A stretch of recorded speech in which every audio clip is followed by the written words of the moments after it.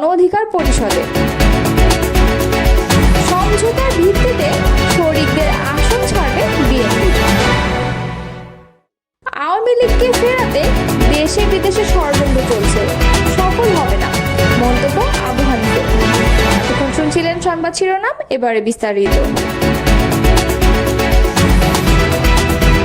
বিএনপির ভারপ্রাপ্ত চেয়ারম্যান তারেক রহমান শিগগিরই দেশে ফিরছেন বলে জানিয়েছেন দলটির মহাসচিব মির্জা ফখরুল ইসলাম আলমগীর। মঙ্গলবার রাজধানীর গুলশানে বিএনপি চেয়ারপারসনের রাজনৈতিক কার্যালয়ে সাংবাদিকদের সঙ্গে আলাপকালে তিনি এ তথ্য জানান।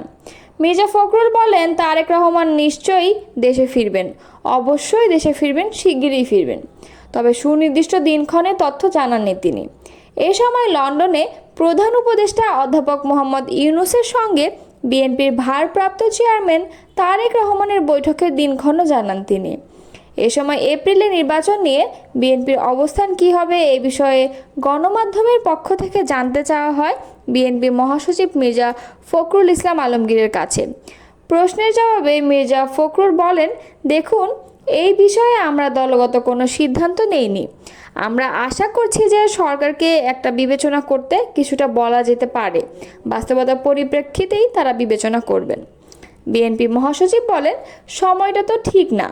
আমি প্রথম দিন বলেছি, time is not good for election. April মাস আপনার রোজার মাস, রোজা শেষ হবে, ঈদ শেষ হবে, এর কয়েকদিন পরে নির্বাচন। আপনি ভাবেন রোজার মাসটায় প্রার্থীদের কি অবস্থা হবে, রাজনৈতিক কর্মীদের কি অবস্থা হবে। আমি নিজেই এখন চিন্তিত যে প্রত্যেক দিন আমাকে ইফতার পার্টি করতে হবে। ইটস নো জোক, এটা বিরাট ব্যাপার। প্রার্থীদের ব্যয় দ্বিগুণ হয়ে যাবে এবং এই ক্ষেত্রে আমরা চিৎকার করি অর্থ ব্যয় কমাতে হবে, ওই সময় হলে তো ব্যয় বাড়বে। তিনি বলেন, শুধু তাই নয়, ওই সময় প্রচণ্ড গরম থাকবে, আবহাওয়া, ঝড় বৃষ্টি আছে। দিনের বেলা আমরা যে নির্বাচনী কালচার জনসভায় করতে হয়, সেই জনসভায় লোকজন আনাটাই মুশকিল হবে। রোদের মধ্যে কে আসবে? রাত্রিবেলা মিটিং করতে হবে। বাংলাদেশের বেশিরভাগ সময়ে ডিসেম্বর, নভেম্বর, জানুয়ারির মধ্যে নির্বাচন হয়েছে। দুবার বোধহয় হয়েছে ভিন্ন সময়ে। দুই ইলেকশনে ঝামেলা ছিল। ত্রয়োদশ জাতীয় সংসদ নির্বাচনী আগামী 2026 সালের এপ্রিলের প্রথমার্ধে যে কোনো দিন ঘোষণা করেছেন অন্তর্বর্তী সরকার। এর প্রেক্ষিতে কথা বলেছেন গণ অধিকার পরিষদের উচ্চতর সদস্য ও দপ্তর সম্পাদক শাকিলুজ্জামান। তিনি বলেন, সরকার যে সময়টির কথা বলেছে বা জানিয়েছে সেটি প্রাকৃতিক দুর্যোগ, গরম, পাবলিক পরীক্ষার সময়।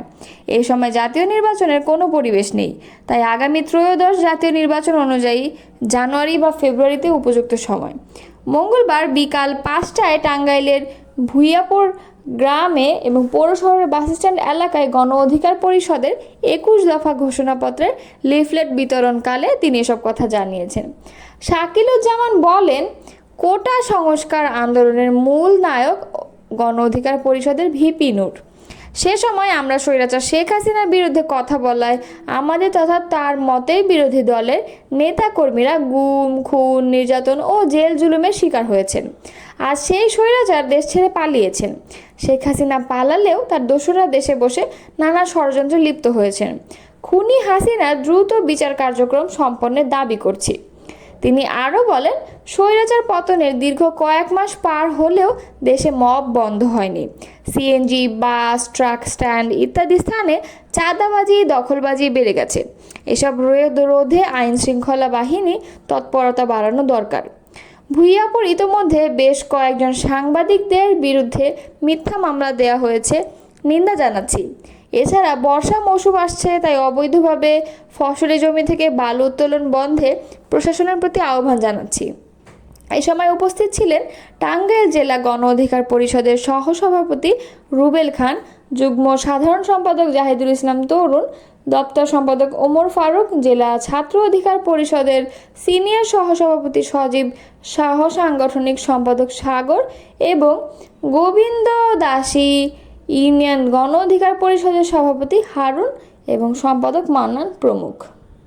শরিকদের কিছু কিছু আসন বিএনপি ছেড়ে দেবে এমন প্রশ্নের জবাবে বিএনপি মহাসচিব মির্জা ফখরুল ইসলাম আলমগীর বলেন, এটা সংসদীয় রাজনীতিতে খুবই স্বাভাবিক, এটা ন্যাচারাল, এটা হওয়া উচিত। আমরা আগে থেকে কমিটেড, আমরা নির্বাচনের পর একটা জাতীয় সরকার করব। মঙ্গলবার রাজধানীর গুলশানে এক সংবাদ সম্মেলনে সাংবাদিকদের প্রশ্নের জবাবে এসব কথা বলেন তিনি।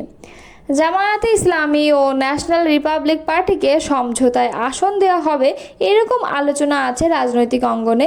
এই বিষয়ে প্রশ্ন করা হলে বিএনপি মহাসচিব বলেন, এগুলো বিষয়ে আমার কোনো ধারণা নেই। আলোচনা থাকতে পারে, এই ধরনের কোনো আলোচনা হয়েছে বলে সেক্রেটারি জেনারেল হিসেবে আমার জানা নেই।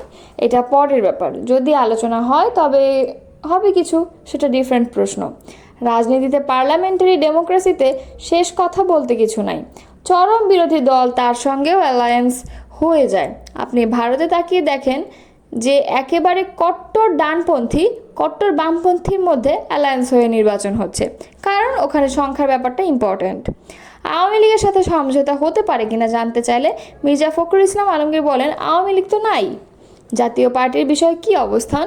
এই প্রশ্নের জবাবে বিএনপি মহাসচিব বলেন, আপনারা যে পার্টিগুলোর কথা বলছেন সেগুলোর সঙ্গে সবচেয়ে বড় বিরোধ বিএনপির।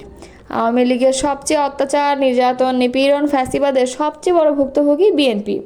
একইভাবে জাতীয় পার্টির কাছেও আমরা 9 বছর নির্যাতিত, নিপীড়িত হয়েছি। তারপরেও আমরা যেটা বলে এসেছি সবসময়, আমরা তো একমত হয়েছি আওয়ামী লীগের নিষিদ্ধে। আমরা বলেছি যে ঠিক আছে, আমরা যেটা পার্টি বিশ্বাস করি, গণতন্ত্রকে গণতন্ত্রের মতোই চলতে দেওয়া উচিত। চোখের জরুরি চিকিৎসার জন্য ব্যাংককে গিয়েছিলেন বিএনপি মহাসচিব মির্জা ফখরুল ইসলাম আলমগীর। সঙ্গে তার স্ত্রী রাহাত আরা বেগমও ছিলেন। গত 12 মে রাত 2:45 থাই এয়ারওয়েজের একটি ফ্লাইটে তিনি ব্যাংককে যান। থাইল্যান্ডের ব্যাংককে চিকিৎসা শেষে শুক্রবার দিবাগত রাতে ঢাকায় ফেরেন বিএনপি মহাসচিব। গণ অধিকার পরিষদের উচ্চতর পরিষদ সদস্য ও গণমাধ্যম সমন্বয়ক আবু হানিফ তার নিজ এলাকা কিশোরগঞ্জে গণসংযোগ করেছেন। মঙ্গলবার বিকালে জেলার করসাকড়িয়া লাউস যশোদল ইউনিয়নে গণ অধিকার পরিষদের 21 দফা সম্বলিত লিফলেট বিতরণ করেন তিনি। এ সময় জনগণের কাছে গণ অধিকার পরিষদের পক্ষে আগামী নির্বাচনে জনসমর্থন আশা করেন। এ সময় দলের নেতাকর্মীরা উপস্থিত ছিলেন। লিফলেট বিতরণ ও গণসংযোগ শেষে সংক্ষিপ্ত বক্তব্যে গণ অধিকার পরিষদের উচ্চতর পরিষদ সদস্য ও গণমাধ্যম সমন্বয়ক আবু হানিফ বলেন, আওয়ামী লীগ বাংলাদেশে জুলাই আন্দোলনে গণহত্যা চালিয়ে মানবতা বিরোধী অপরাধ করেছে। তাদের শাস্তি হওয়ার আগে এই দেশের মানুষ রাজনীতি করার অধিকার দিবে না। আমরা লক্ষ্য করেছি আওয়ামী লীগকে ফেরাতে দেশে বিদেশে ষড়যন্ত্র চলছে। এই দেশের মানুষ এসব ষড়যন্ত্র কখনোই সফল হতে দিবে না। জুলাইয়ের গণ অভ্যুত্থানে আওয়ামী লীগ বাংলাদেশে গণহত্যা চালিয়েছিল। তাদের অনেকেই প্রকাশ্যে ঘুরে বেড়াচ্ছে, তাদেরকে অনেকেই শেল্টার দিচ্ছে। কিশোরগঞ্জেও জুলাই গণ অভ্যুত্থানে আওয়ামী লীগের ছিল, তারা ছাত্র জনতার উপর গুলি চালিয়েছিল। কিন্তু সেই ডেভিলদেরকে নতুন দল ও পুরাতন দলের নেতারা শেল্টার দিচ্ছে। অনেক নেতারা বলছে অমুক তার আত্মীয়, তমুক তার আত্মীয়, এসব বলে প্রশাসনকে ম্যানেজ করছে। বাস্তবে আওয়ামী লীগের এসব ডেভিলদের কাছ থেকে মূলত বড় অঙ্কের টাকা নিয়ে সমঝোতা করে তাদেরকে রক্ষা করছে। আমাদের আহ্বান থাকবে দ্রুত সময়ের মধ্যে সে সকল ডেভিলদের যেন আটক করা হয়। আওয়ামী লীগের সময় তারা বাংলাদেশকে ভারতের কাছে ইজারা দিয়েছিল, ফলে বাংলাদেশে ভারত আধিপত্য বিস্তার করে। তিনি বলেন, জুলাই গণ অভ্যুত্থান শুধু আওয়ামী লীগের বিরুদ্ধে ছিল না, ভারতের বিরুদ্ধেও ছিল। এখন এই সরকারের কোনো উপদেষ্টা পশ্চিমাদের হয়ে কাজ করছে। আগে ভারতের আধিপত্য ছিল, এখন পশ্চিমাদের আধিপত্য রয়েছে। পরিবর্তন এইটুকুই, আমাদের অবস্থান এই আধিপত্যবাদের বিরুদ্ধে। বাংলাদেশ আধিপত্য থাকবে এদেশের জনগণ, অন্য কোনো দেশের আধিপত্য জনগণ আর মেনে নেবে না।